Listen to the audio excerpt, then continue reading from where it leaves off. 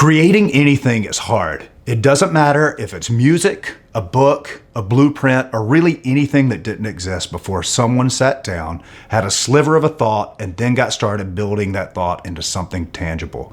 It always sounds so fun to be creative because we think of the final product rather than the work it takes to actually produce the product.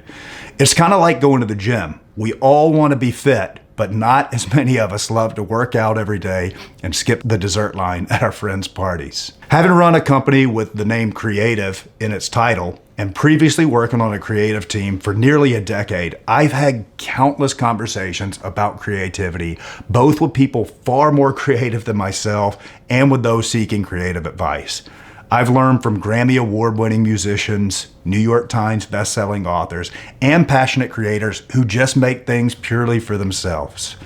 After all, the new oil is ideas, according to Naval Ravikant. If that's true, then the new tycoons will be those who can come up with kernels of ideas and then build on those until something brand new is created. The first and probably most important thing I've learned about creativity is this: don't wait on inspiration, show up relentlessly. This is by far the most common thing I've heard from successful creatives. If you wait to be inspired, you might be waiting for a long time. The most important thing is to show up every day, or at least on a consistent schedule, and put in your time. It's so hard to be diligent about doing anything consistently, especially in the age of distraction we live in. But it's extremely hard to put away the distractions and dive into something completely unknown like a creative session. When it comes to this, I always think about one of my favorite singer-songwriters from one of my all-time favorite bands, Glenn Frey from the Eagles. Glenn Frey told a story about moving into an apartment next door to another successful writer and musician, Jackson Browne. He said that every morning he would hear the same thing. Jackson's coffee pot would go off at the same time, and then he would hear Jackson playing the same chords on his guitar for about 20 times over.